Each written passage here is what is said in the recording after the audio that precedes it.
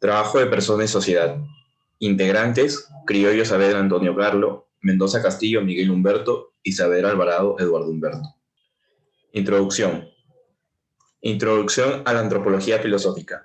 La antropología filosófica es una rama de la filosofía que se preocupa por investigar la esencia propiamente del humano, pero sobre todo en su relación con el bien y la verdad.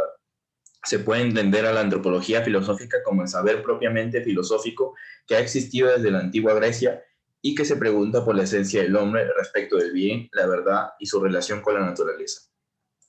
Antropología. Se puede establecer los siguientes estratos en el mapa del universo. La materia, cuya propiedad principal es la física y la química. El ser vivo, cuya propiedad principal es ser un organismo con ciclo vital. Los animales, que tienen un movimiento, estímulo-respuesta y una psicología animal.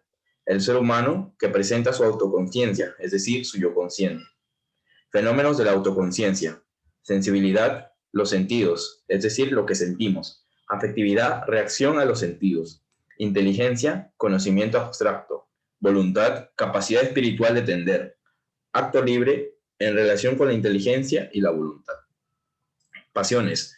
Son las reacciones ante un conocimiento. Según Aristóteles, se pueden clasificar las pasiones en valoración, que puede ser amor-odio, inclinación, que puede ser de deseo o huida, estado final, alegría y tristeza. Las pasiones juegan un papel muy importante ante la libertad. La razón tiene que ser capaz de dominarlas, pero no siempre hay que dominarlas. Inteligencia. Para estudiar la inteligencia se parte de los fenómenos para llegar a la idea. El ser humano no solo es capaz de percibir la realidad, sino que también la analiza. En ese análisis se descubren dos tipos de actos. Somos capaces de utilizar conceptos, somos capaces de llegar a conclusiones. Voluntad. Capacidad de tender racionalmente. La voluntad como naturaleza se tiende espontáneamente a algunas cosas, pero no libremente. Y la voluntad como razón es una mezcla de afecto o inclinación con inteligencia. Acto libre. Es una deliberación donde pensando llegamos a una conclusión práctica. Requisitos internos del acto libre: uso de razón y dominio de sí mismo. Requisitos externos del acto libre: ausencia de coacción o violencia. Afectividad. La estructura de los afectos. Se tienen las tendencias instintivas. Son inclinaciones que operan en el subconsciente y afloran en la conciencia. Es congénito y en parte modificable. Afectos adquiridos. Gustos, aficiones, intereses, aspiraciones e ideales que hemos adquirido. Tendencias innatas espirituales. Son los anhelos o ansias de felicidad, verdad, amor, bondad, belleza, justicia, etc. Unidad 1. Antropología y vida. El origen de la vida. Teorías del origen de la vida. Creacionismo. Cada cosa existente fue creada por un ser divino o por una inteligencia superior. Generación espontánea. Los seres vivos surgieron espontáneamente de la materia orgánica en descomposición o bien de la materia inerte bajo ciertas condiciones. Biogénesis. Un ser vivo proviene necesariamente de otro preexistente. Panspermia. La vida es eterna en el universo y se transmite de un planeta a otro en forma de minutas esporas. Quimiosintética. Las moléculas orgánicas podrían formarse con los gases de la atmósfera sometidos a grandes descargas eléctricas que ocurrían durante algunas tormentas. Estas moléculas irían concentrándose en los mares y lagos terráqueos formando lo que se denominó una sopa. Los niveles de la vida. ¿Qué distingue al ser humano de los animales? Para Aristóteles, el hombre es el animal político que tiene palabra. Para Kant, solo el ser humano ha sido dotado de la razón. Para Sartre, el ser humano es un ente libre. Para Marx, el hombre es un ente que trabaja. La visión personalista del ser humano. El ser humano es el culmen de la existencia, el modo más perfecto de existir respecto a los otros seres en el mundo. Es personalista toda filosofía que considera a la persona y al ser humano como el valor al que han de dirigirse todas las acciones morales, sociales, políticas e incluso los desarrollos evolutivos mismos de la existencia han de dirigirse a la persona. Características de la realidad personal del ser humano en que coinciden varias filosofías personalistas. La multiplicidad y la pluralidad es algo positivo. El individuo humano es un todo unitario y no solamente la suma de todas sus características. No reina sobre las personas un destino al cual tengan que ser sometidos, sino que son las personas las que reinan por encima del destino. El movimiento profundo de la existencia humana no es hacerse uno más de los elementos de la naturaleza, sino transformarla, llevarla hacia una mejor realización. El fundamento del mundo es un ser absoluto, personal y que es amor y entrega total. El concepto de alma como principio vital. Según Aristóteles, el alma es un principio vital compartido por todos los seres vivos y nos distingue de los seres inanimados. El alma, junto con el cuerpo, da lugar al ser vivo. El cuerpo es la materia y el alma la forma. Existen tres tipos de alma. Alma vegetativa, se da en las plantas, animales y el ser humano. Sus funciones son garantizar la nutrición y la reproducción. Alma sensitiva, presente en animales y el ser humano, encargada de capacitar a los seres para las perfecciones, pasiones y el movimiento. Y el alma intelectiva, la cual está presente en el ser humano. Gracias a ella se posee la capacidad de entendimiento y voluntad. Unidad 2. La persona humana. La relevancia del concepto persona humana. Se distinguen tres momentos en la antropología. El hombre como realidad superior, es decir, el ser humano se ve superior a las demás criaturas terrestres. El hombre como persona. El hombre está a una instancia infinitamente infinita por encima del animal, según Blaise Pascal. Cada uno de todos los seres humanos es persona. Persona humana femenina y persona humana masculina, diversos y recíprocos. El varón es para la mujer y la mujer es para el varón. ¿El hombre es lo mismo que persona? No son lo mismo porque connotan, acentúan un aspecto distinto. Hombre indica un modo de ser, persona indica un grado, de hecho, el grado supremo. Persona es nombre de rango superior, la persona es un nombre para subrayar la dignidad. Persona indica superioridad en el ser, dignidad. Superioridad en la individualidad, singularidad extrema. Cada una de las personas posee esta singularidad extrema. Toda persona es única, irrepetible, insustituible e incomparable. La persona tiene un valor absoluto, no relativo. Reciprocidad. Cualquier persona con absoluta independencia de todo excepto del sublime hecho de ser persona es merecedora de amor. A las personas, a cada una de todas, se nos merece respeto, amor incondicional, es decir, incondicionado o incondicionable. Se cumple la ley de la reciprocidad. La persona solo crece al ayudar a crecer a las demás personas y se daña al perjudicar a las demás personas. Las notas que definen a la persona humana. La relación entre el yo y el cuerpo humano es de unidad. El cuerpo es una dimensión del ser del yo. Sería impropio afirmar que yo tengo cuerpo, porque las cosas que se tienen son exteriores al yo. Lo más propio es afirmar que yo soy cuerpo. La libertad exhibe la dignidad, manifiesta la dignidad, pero no es la raíz de la dignidad. La raíz de la libertad es la dignidad. Existen tres modos de pensar en la relación mente-cuerpo.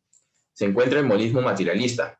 Todos los procesos y dimensiones se buscan explicar como un epifenómeno de los procesos mentales. El dualismo psíquico-corpóreo. Lo psíquico es irreductible a lo corpóreo. Monismo con dualismo de propiedades. Somos un solo ser, pero se reconoce que tiene dos propiedades simultáneas, corpóreas y psíquicas. Diferencia entre algo y alguien. Las personas poseen libertad y por lo tanto su conducta es impredecible. Los seres puramente materiales pueden ser previsualizados, considerados a la luz de sus leyes deterministas que los gobiernan, mientras que los seres humanos no somos del todo predecibles porque gozamos del don de la libertad. Principales características de la persona humana. Interioridad. A diferencia de muchos otros seres, nuestro modo de existir es desde dentro de nuestra conciencia. Incomunicabilidad ontológica. Nadie nos puede sustituir, nadie nos puede imitar de manera idéntica. Absolutez. El ser humano posee absolutez y esto se ve reflejado en que busque la absolutez en su vida. No vive su finitud al igual que los otros seres finitos. Trascendencia vertical. El ser humano no solo trasciende haciendo cosas exteriores, sino que también, en ciertos sentidos, se supera a sí mismo al serle fiel a la verdad y no solo cuando sigue bienes aparentes. Dignidad. El ser humano tiene un altísimo valor. Nuestro valor no radica en nuestras funciones o desempeño, sino en nuestro ser. Unidad 3. Técnica y mundo humano. El hombre como trabajador y productor. El trabajo es un derecho fundamental de toda persona. Es una de las características que distinguen a la persona del resto de criaturas. Se puede contemplar desde la dimensión objetiva y desde la dimensión subjetiva. El primero se refiere a los instrumentos que el ser humano utiliza para trabajar y también a los frutos de este trabajo. Desde ese punto de vista, el trabajo es muy valioso porque es el primer y mayor valor económico. Todo trabajo no tiene el mismo valor. Es más valioso el trabajo que responde más y mejor a las necesidades sociales básicas que el que no lo hace. Así como es más valioso un trabajo bien hecho que uno mal hecho. El segundo, el sentido subjetivo del trabajo lo constituye el hecho de que quien trabaja es una persona. El fundamento más importante del valor del trabajo es la dignidad de la persona que es sujeto del trabajo. El trabajo debe estar en función de la persona y no la persona en función del trabajo. El trabajo es un bien de la persona porque mediante el trabajo la persona se realiza a sí misma. Según la doctrina social de la Iglesia, el trabajo tiene una dimensión personal, social y familiar. El hombre como habitante. Los griegos definían la casa como el conjunto de todos los instrumentos que el hombre tiene para satisfacer sus necesidades. La casa es el lugar donde se guardan los instrumentos y otro carácter decisivo de los instrumentos es que unos remiten a otros. No se puede considerar aisladamente. Además, el ser humano necesita modificar el medio en el que vive para poder sobrevivir o simplemente para estar cómodo. Lo importante es advertir que la persona humana no se adapta al medio más que en una medida pequeña, más bien adapta el medio a él, modificándolo mediante la técnica, según sus necesidades. El hogar como primera oportunidad. El hogar es la primera propiedad del ser humano. Es allí donde el plexo de útiles que uno toma como propio se encuentra depositado, y es un lugar que ha sido modificado por la presencia humana. Es válido añadir que la casa es también, y sobre todo, el lugar donde se guarda a sí misma la persona, el lugar donde el hombre se queda junto a sus posesiones. Algunas notas del hogar son: el hogar es la casa propia, poseída. El hogar es algo más que pura posesión material de una casa. El hogar es también el lugar donde la intimidad se hace común con otras personas. El hogar es el ámbito de la intimidad familiar. El hogar es el lugar donde se despliegan de modos más intensos las dimensiones más profundas de la persona. La tecnología y el problema ecológico. El crecimiento de la técnica ha afectado a la naturaleza y al hombre mismo. La amenaza de una técnica desmesurada e independiente de su creador ha sido experimentada intensamente por el hombre. Se debe recordar que no todo lo que los rodea al hombre son instrumentos técnicos. La naturaleza es el conjunto de seres naturales que pueblan la tierra. La tecnocracia y valores tecnológicos. La tecnocracia, al poder de una técnica que aprisiona al hombre por un lado y a la aptitud prepotente de usar de ella contra la naturaleza por otro. Es un término que significa mando de la técnica como fuerza dominadora. En el primer sentido, la tecnocracia es un funcionamiento autónomo del plexo de instrumentos que no reconoce a la persona singular. En el segundo sentido, es un uso desconsiderado excesivo de la técnica por parte de la voluntad de poder, uno de los usos de la voluntad que se vuelve excesivo al desconectarse de los restantes. La tecnocracia es el lado sombrío de la técnica, su rebelión respecto de su dueño o el abuso de ella. Unidad 4. Las relaciones interpersonales. La persona y las personas, lo común.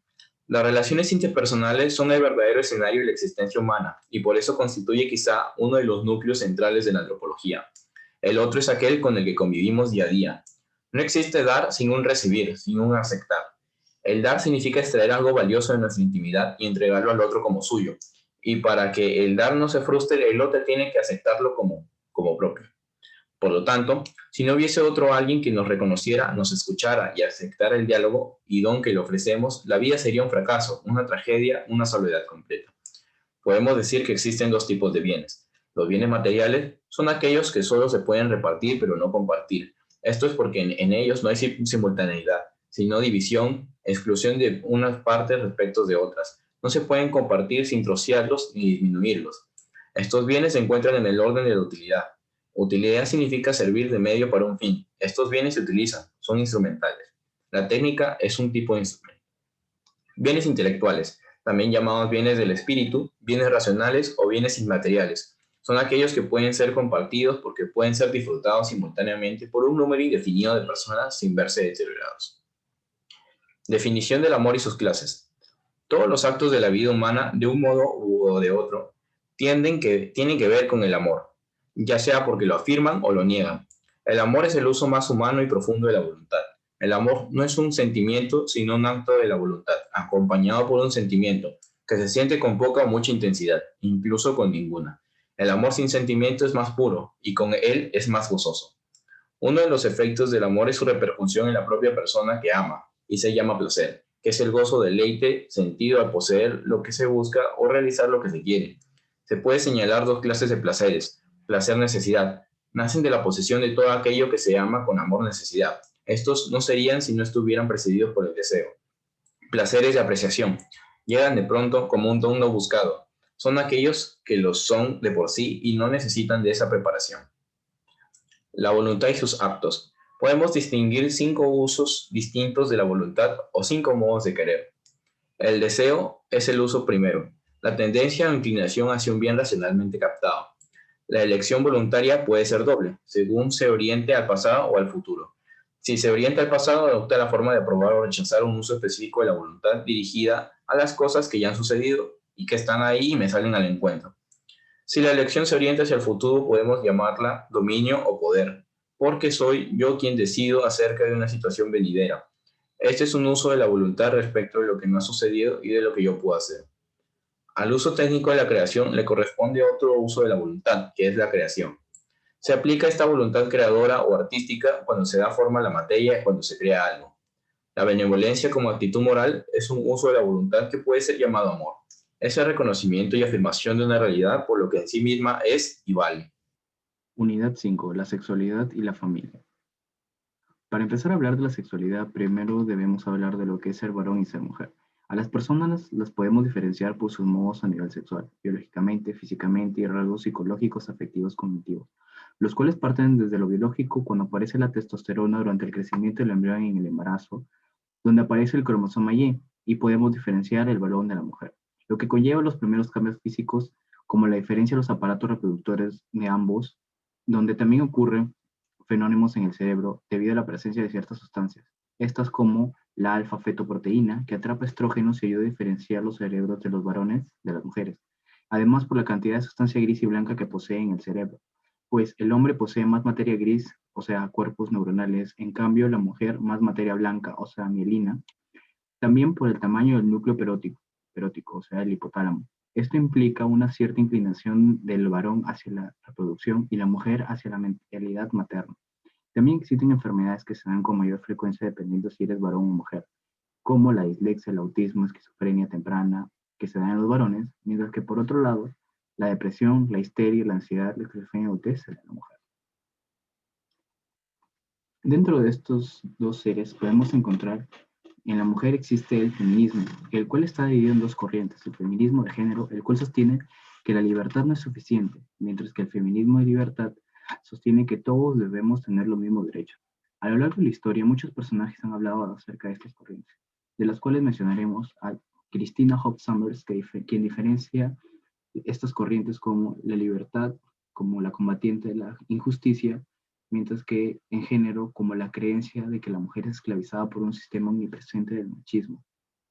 Por otro lado, Cristina de la Torre demuestra en 3 puntos cómo el feminismo trata a las mujeres como menores de edad, siendo el primer punto que no pueden tomar sus propias decisiones, el segundo, necesitan tratos especiales y el tercero, como necesitan leyes especiales. Por otro lado, el hombre debe pensar esta proposición. Qué difícil es ser hombre, puesto que, al hacer una vista biológica entre estos hilos, el varón no es igual a la mujer, mientras que la mujer es mujer. Hacemos una comparación con los animales primitivos, por ejemplo las tortugas, los machos se determinan debido al valor de la temperatura. Análogamente sucede lo mismo con los varones, ya que a la semana de crecimiento del embrión empieza a diferenciarse de la mujer, siendo un problema de la actualidad que en el mundo occidental se da el embrismo, donde las mujeres compitan contra los hombres. Además, en muchos ámbitos, como lo es en el mundo cinematográfico, hemos visto diferentes estereotipos del feminismo como del machismo. Por ejemplo, los hombres de negro internacional tenemos un personaje, Mary Sue, el cual representa un personaje femenino perfecto. Esto también lo podemos ver como ejemplo en Capitana Marvel. Este tiene un homólogo masculino, Aries 2, que también lo podemos ver en One Punch Man. En esta película tenemos que el protagonista es un varón blanco, heterosexual y tonto, lo cual representa una misandría y corrección política, por lo cual esta película es considerada una pésima representación del feminismo. Así como este, existen muchas más películas que muestran estereotipos de las corrientes que representan al varón y a la mujer. La definición de la sexualidad humana. Esta se da en dos aspectos, la condición del varón y mujer que es imprescindible para que el humano crezca y alcance la plenitud, donde el hombre es relacionado con la eficacia y el trabajo, mientras que la mujer con el cuidado personal. Otro aspecto es la sexualidad, que es un medio maravilloso para que el amor sea fecundo, por lo que si la desligamos del amor, éste destruye. La sexualidad humana la podemos definir según el rigorismo y el liberal. El rigorismo nos dice que está desligada del pensamiento, voluntad y amor espiritual, mientras que el liberal nos dice que parte del dinamismo instintivo del ser humano y tiene sus propias maneras de maduración. Ahora pasamos al eros y al enamoramiento. Toda nuestra vida nos hemos cuestionado con esta pregunta, ¿para qué vivir? La razón es, pues, hemos venido a aprender a amar, lo que nos lleva a considerar todo lo que no convertimos en amor como inútil. Mientras que más y mejor amemos a quienes tenemos que amar, convertimos en amor todo lo que hacemos, lo que lo vuelve legítimo. Esto nos conlleva a enfrentar dos realidades. La primera es la sexualidad, que es crecer, perpetuar y fecundar, y nos lleva en amor, mientras que el trabajo lo das de ti por un bien. Facilitar el amor. ¿Qué significa facilitar el amor? Pues permite que quienes nos amen fácilmente.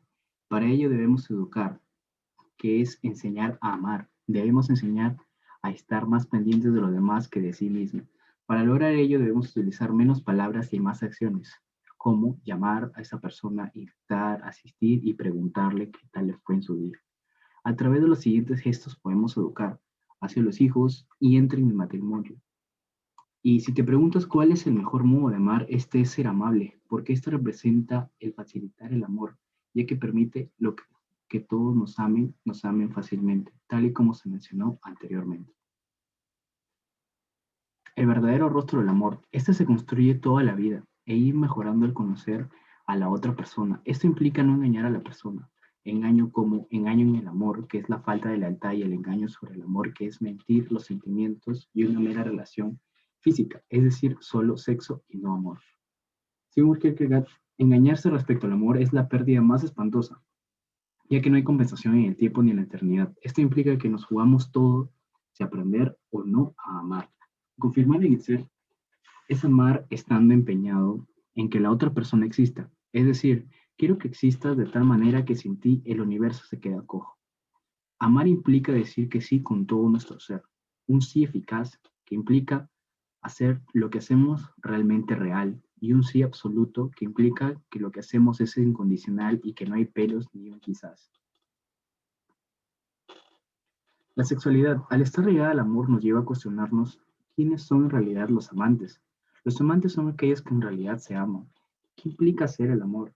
Este acto implica más que un encuentro, implica más acciones como ir al cine, viajar, entre otros. ¿Cuándo sé que estoy listo para casarme? Si estás enamorado, no te cases, porque aún no estás listo para compartir. ¿Realmente me amo a mí mismo? Si algo de tu ser no te gusta, pues abre los ojos. Siempre vemos lo que no tenemos en los demás. Así que si quieres amar, primero debes amarte a ti mismo. El amor como tarea. No hay amor sin la búsqueda de perfección de la otra persona sin habernos perfeccionado antes. No podemos dar lo que no tenemos. Debemos aprender a amar. Esto implica facilitar el amor, que es permitir que quienes nos amen fácilmente. Existen dos usos del buen amar. El primero, amar más y mejor, debemos aplicarlo con nuestro cónyuge. Y el segundo, convertir en amor todo lo que hacemos. Durante años todas las personas han cuestionado acerca de casarse o no, ¿realmente vale la pena? Y la respuesta es clara, sí, porque la calidad de las personas, de las relaciones humanas depende de la calidad en el matrimonio. Si no la hay, se te será imposible obtener la calidad de relación humana de una persona casada. Unidad 6. Trabajo, necesidad humana y economía. La economía aparece en el mundo antiguo, donde se pueden definir etimológicamente como oiko y nomos, como ciencia de la construcción del hogar. La economía parte de la filosofía como ciencia del futuro, vista desde la teología como el plan de Dios para los hombres. El hombre a través de los años fue creciendo y fue agrupándose para cubrir sus necesidades, por lo que aparecieron clanes y tribus. Estos no usaron el mercado porque se consideraron autosuficientes. Más adelante aparecerán las comunidades, lo que implicó en el hombre el saber más, donde empezó a buscar para innovar y así probar estas ideas, lo que le llevó a trabajar más. Y a las familias se convirtieron en no autosuficientes, por lo que aparecieron las especializaciones y los primeros intercambios. El bienestar como fin de la economía. Primero, ¿qué es la economía? Es una ciencia social que estudia los medios de las personas usan para satisfacer sus necesidades mediante los recursos disponibles. Tiene como objeto de estudio la actividad económica del hombre. La economía implica inversión, ingresos, egresos y ahorros. Además, la economía posee dos enfoques. El primero, la microeconomía, representa a los hogares y las empresas. El segundo, la macroeconomía, analiza los fenómenos conjuntos en una sociedad. Esto es medir y analizar la producción global, precios, mercado laboral y el comercio interno.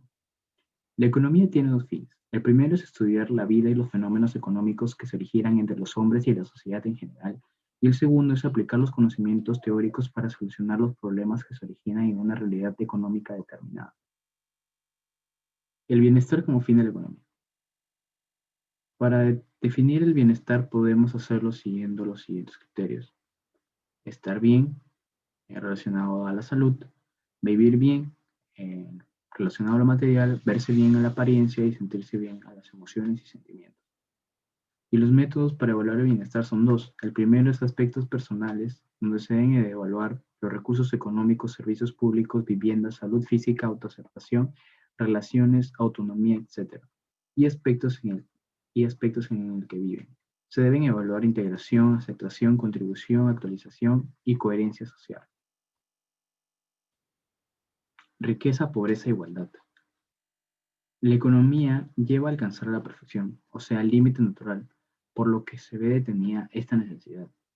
En el mundo antiguo aparece la crematística, el cual es definido como la técnica de adquirir riqueza, y a esta como la posesión de muchos medios. También aparece el intercambio personal y el cívico, o amistad cívica, a través del dinero. El dinero aparece como símbolo del valor de un bien, lo cual trajo consigo la aparición de la usura, que según Aristóteles era darle un valor excesivo a un bien, lo cual no reflejaba los verdaderos valores de estos bienes. ¿Qué es la pobreza? La pobreza ha sido definida de muchas maneras como la carencia de necesidades a falta de ingresos y sin acceso a la cultura, así como la carencia de las esferas de la vida de la persona, espiritual, material y emocional. ¿Qué es la igualdad? La igualdad es tener los mismos derechos y obligaciones sin discriminaciones, mientras que la diversidad es la presencia de diferentes tipos de personas. ¿Qué es la democracia? La democracia es reconocer a los otros como iguales. ¿Y por qué existe la pobreza en los países? Muchos especialistas han tratado de explicar por qué sucede este fenómeno a través de las siguientes hipótesis. La primera es la geográfica, donde creen que existe una tendencia de urbanización y falta de iniciativa entre los habitantes de los trópicos de Cáncer y Capricornio. Sin embargo, es descartado porque Alemania y Corea, que al dividirse su parte demócrata prosperó y su comunista no. Como segundo hipótesis tenemos la cultura, por los valores, creencias y ética de sus ciudadanos practican, donde los protestantes prosperaban y los religiosos decrecían. Sin embargo, es descartada porque los países como Japón, Singapur, Taiwán y China se levantaron de la pobreza. El tercero, la ignorancia. Se cree porque sus gobernantes son incapaces. Si bien es cierto, en algunos países fueron gobernados por diplomáticos, obtuvieron el mismo o peor resultado. Fuentes de riqueza. La riqueza viene a través de la renuncia de tener riesgos. Esto quiere decir que renunciamos a cierta parte de nuestro capital, o sea, aquella parte de nuestro bien para aumentar la productividad, como ahorro, y así tomar el riesgo de invertir. Las fuentes de riqueza. En la economía tenemos que es el conjunto de bienes que posee una persona. El aspecto natural es la abundancia y diversidad de recursos naturales y biológicos que posee un territorio. En cambio, lo cultural es la diversidad de bienes tangibles como intangibles, ya estos pueden ser tradiciones, costumbres, modo de vida, entre otros. Por otro lado, en las organizaciones tenemos que considerar el capital como el bien intelectual. El ahorro. El ahorro implica no gastar para utilizarlo mañana. También implica fijar metas y considerar gastos como ingresos variables y fijos. La inversión implica el gasto de bienes para producir otros bienes. Esta se da en dos sectores, en la privada, en que es la empresa, y la pública, el Estado. El consumo, la propiedad e inversión. La propiedad es el derecho que tiene una persona del uso exclusivo de un bien el cual satisface nuestras necesidades. Pero si esto no lo hace, pero satisface la de otra persona, entonces le doy un intercambio de valor para ambos satisfacer nuestras necesidades. Lo que nos lleva a muchos años atrás, cuando Aristóteles, quien defendía que la acumulación de dinero es mala y el trueque es lo correcto, y que el bien privado está bien sobre el comunismo, ya que este es bien cuidado si una persona lo considera como suyo. Por otro lado, Cicerón creó los estoicos en Roma y se descubre que los ciudadanos tenían derechos y no la sociedad, como defendía Sócrates y Platón. El consumismo es utilizar la producción. Existen diversos estilos de consumo, sin embargo, todos nos llevan a un mismo punto común. ¿Nos hacen feliz?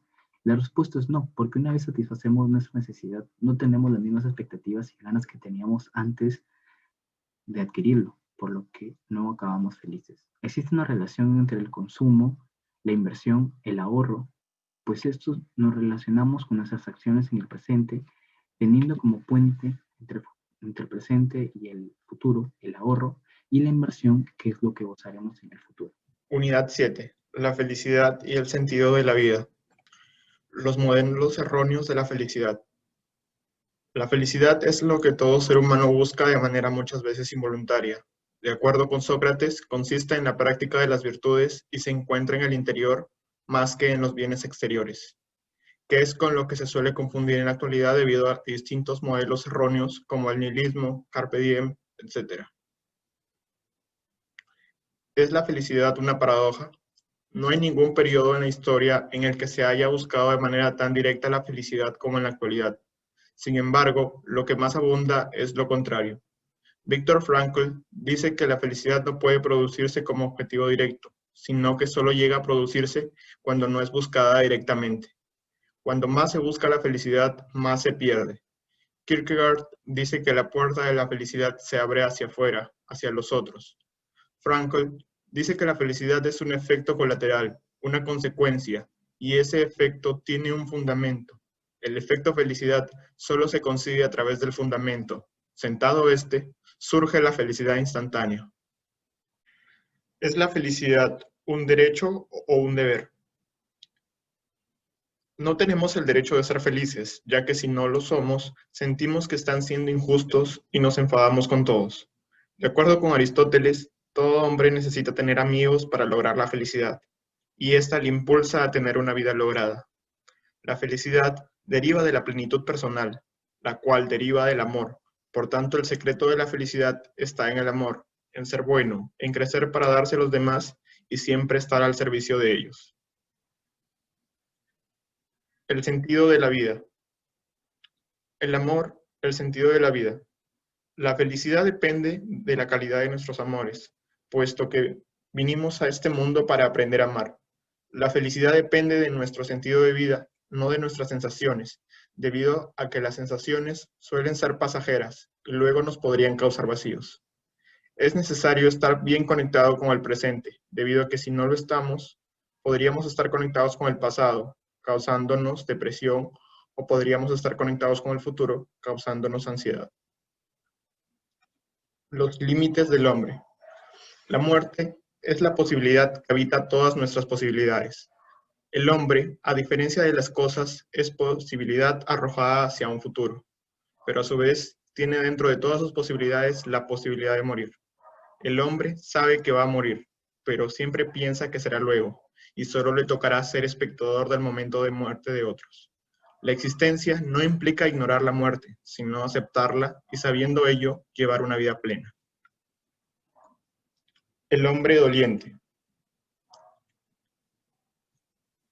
Aplazar el dolor no es bueno, porque puede privarnos de ciertas cosas y resultar peor que el propio dolor.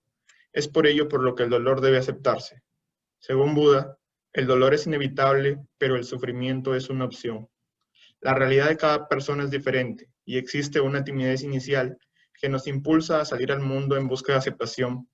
Para ello, debemos ser conscientes de las dificultades que tienen otras personas y así evaluar nuestra situación para hacer lo mejor que podamos.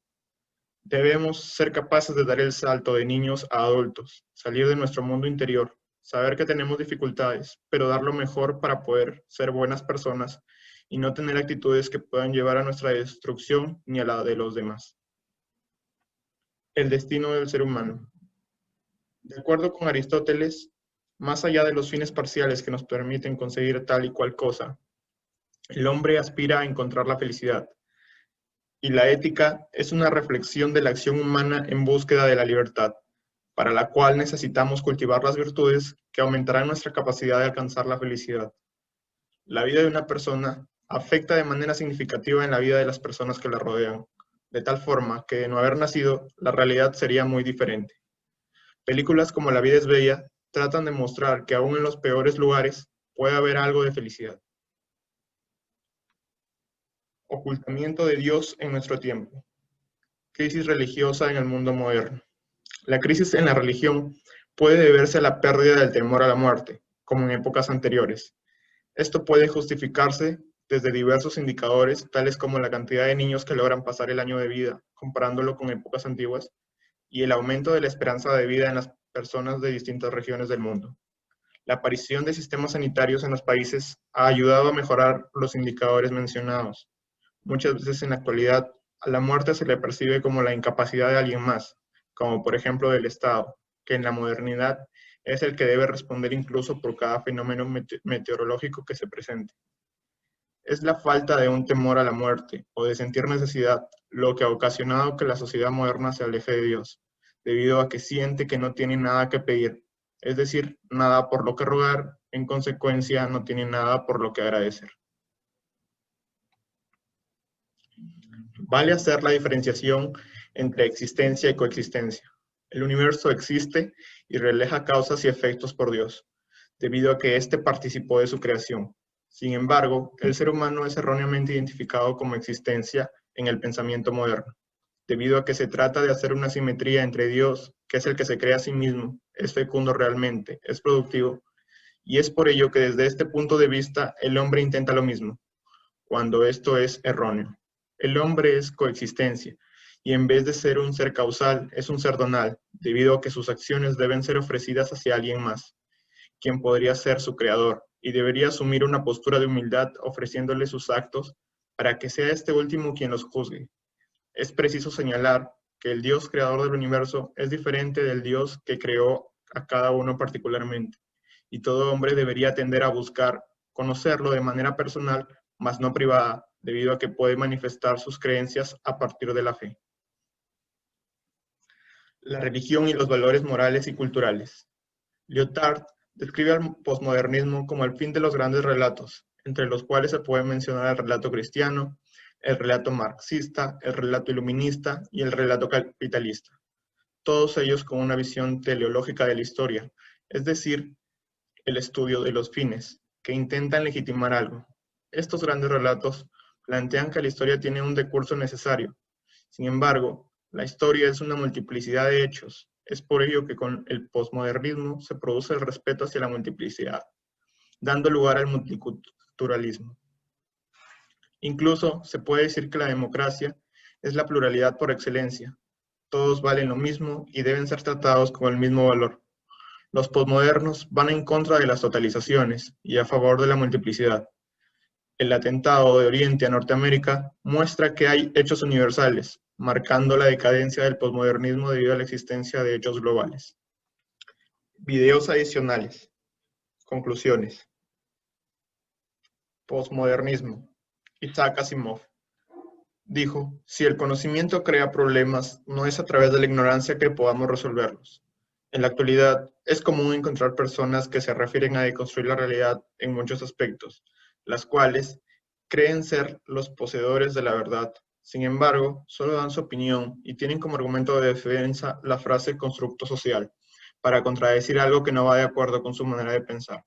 E incluso cuestionan muchas ideas que llevan mucho tiempo funcionando sin poseer el conocimiento que les permita dar una acertada opinión. Ejemplo de ello es el lenguaje inclusivo, el cual se basa en la idea de que si se modifica el lenguaje, se modificará la realidad. Sin embargo, países como Turquía, en los cuales los objetos no poseen un género descriptivo, no son los mejores respecto a temas de igualdad de género. Es por ello por lo que es necesario que se siga estudiando las ciencias sociales, debido a que poco se va entendiendo acerca de las personas, existiendo el riesgo de que en un futuro pueda prevalecer la ignorancia. Últimamente se tiene la idea de que la realidad está limitada a ciertos estereotipos y que por tanto aquello que se muestra en las pantallas debe ser consecuente con ello. Se suele asumir que algo no está bien en las pantallas porque no va de acuerdo con nuestros ideales, cuando mediante las pantallas se busca principalmente sacar provecho económico de ciertos atributos. Tal es el caso de Black Panther, la cual se puede entender como la reivindicación de los afroamericanos en el cine, siendo la finalidad que es netamente monetaria. Se cree que la realidad es lo que se ve en las pantallas y que si esto no va de acuerdo con lo que creemos realidad, entonces es erróneo, cuando ésta debe mostrarse como tal y permite identificar problemas reales que existen en nuestra sociedad y con ello buscarles una solución real. La ignorancia es felicidad. De la ficción se tiene la idea de que la ignorancia es felicidad y que por el contrario el conocimiento no lo es. Sin embargo, esto puede ser contradictorio, debido a que gracias al conocimiento de otros hombres, hoy podemos gozar de todos los avances tecnológicos. La ignorancia vuelve nuestra felicidad más frágil. A pesar de ello, es necesario que exista algo de indiferencia, de lo contrario perderíamos la razón. Es necesario comprender nuestras limitaciones como seres humanos en el campo de la inteligencia, debido a que siempre se busca resaltar por ello. Sin embargo, cuando nos comparamos con la inmensidad del universo, eso se reduce a nulo. Además, es necesario que a pesar de las ideas que pueda tener una persona, éstas no causen malentendidos con las personas de diferente pensamiento, pues estaría perdiendo la capacidad de comunicación con los demás y ello podría conducirle a la soledad. En la actualidad, es clara la tendencia en la cual prevalece el yo y mis intereses sobre cualquier aspecto, tales como las compras, el comprar lo que más me conviene, el exigirme más para poder valer más. Esta realidad incluso ha logrado penetrar en el amor.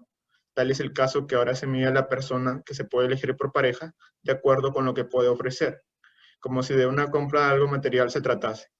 Prevalece incluso la idea de que no se necesita de nadie más que de uno mismo para ser feliz, como si el amor naciera por sí mismo y no como una necesidad, por el hecho de sentirse incompleto. Incluso se suele ignorar que en la pareja hay otra persona que puede decirnos no, afectando contra la ideología inicialmente planteada. Es por ello por lo que se trata de buscar a la persona que es un reflejo de nuestras intenciones. El viaje del héroe. Los héroes son aquellos que en base a temas como el heroísmo y la familia, tienen una misión benevolente y están dispuestos a cumplirla sin importar los sacrificios que deban realizar, logrando así ser admirados por las personas y que éstas manifiesten un deseo de ser como estos héroes. Thanos, ¿se puede considerar un héroe? Se presenta a Thanos como un héroe de la película y se fundamenta en principios como el maquiavélico de que el fin justifica los medios. Thanos sabe que le costará mucho dolor llevar a la paz al universo al eliminar a la mitad, teniendo que matar incluso a su propia hija. Sin embargo, él sabe que es su misión. En este contexto, lo señalado por Darwin, quien concluye que un factor determinante para que se dé la evolución final y perpetua sin una presión en el medio, tal como lo puede ser la sobrepoblación. De esta forma se puede justificar el objetivo de Thanos. Respecto a la teoría del equilibrio, Thanos cree que lo justo es acabar con la otra mitad que desequilibra el universo, la cual debe ser juzgada al azar. Como punto final, se puede mencionar que durante toda la película se observa a un Thanos que no disfruta de las acciones que está cometiendo, que cuando no es necesario matar a alguno de los Vengadores no lo hace, que tiene una carga moral muy grande, pero a pesar de ello, solo se enfoca en su misión hasta cumplirla, haciendo lo necesario. Dentro de las enseñanzas que pueden quedar respecto a esta película, se basa que muchas veces nosotros nos preocupamos por el pasado sabiendo que este ya no se puede cambiar y además desperdiciamos nuestro tiempo sin saber cuánto nos queda. Otra lección es que debido a nuestra felicidad se basa en relaciones, sin esta no tiene sentido y muchas veces no somos capaces de ver más allá de ello. A continuación, se presentan los estadios que involucran el camino del héroe, en referencia a la trilogía de Batman. El mundo ordinario. Se muestra al héroe en Gotham y cómo los defectos de dicha ciudad logra arrebatarle a sus padres. La llamada a la aventura. Wayne vivió con el resentimiento y con las ganas de venganza hacia quienes ocasionaron la muerte de sus padres. Es por ello por lo que decide salir de su mundo en busca de aventura. Reticencia a la llamada. Consiguió salir del mundo en el que vivía, sin embargo, terminó en una cárcel. Aparición del mentor. Aparece Ra's al Ghul, quien se encarga de entrenar a Wayne para que luego pueda convertirse en un héroe. Cruce del umbral. Deja de ser un hombre frágil como Wayne para convertirse en un símbolo, algo que va mucho más lejos en permanencia. Iniciación del héroe. Derrotando a Ra's al Ghul y a ciertos mafiosos de Gotham, inicia su camino de héroe. Éxito en sus pruebas. Logra vencer a sus villanos. Sin embargo, al no tener contacto político con la ciudad, solo intenta hacerlo mediante su amigo. Es un héroe incontrolable, pero no es el héroe que Gotham necesitaba. El apoteosis. El héroe muere en sí mismo para renacer de mejor manera. Tiene en cuenta nuevamente al miedo a la muerte. que es lo que hace que uno haga su mayor esfuerzo posible. Cambia su mentalidad para poder salir del pozo. El don final, debido al estado de cambio anterior, es que en forma de don, Wayne recupera el miedo y logra salir del pozo para rescatar a su ciudad. El camino de vuelta.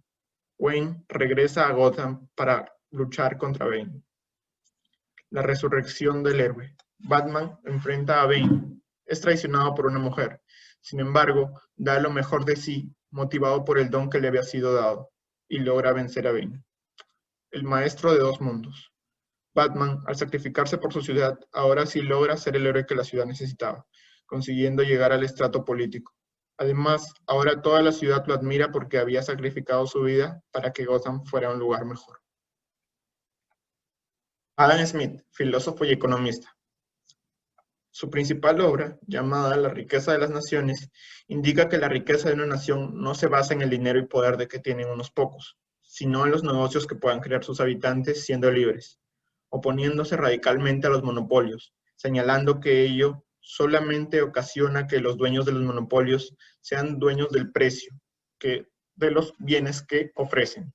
Además, señala que aquellos gobiernos que obliguen a sus colonias a firmar contratos monopolistas solo están realizando una violación de derechos. En esta obra, es claro defensor de la libertad de los hombres y de los negocios, que estos puedan crear en su afán por generar mayores ingresos a partir de su capital. Señala también que la mayoría de los negocios surgen debido al egoísmo que tenemos dentro de nosotros, pero en el camino, este se relaciona con el bien de los demás, debido a que, por ejemplo, en una fábrica determinada, es necesaria gente para cada una de las etapas de fabricación.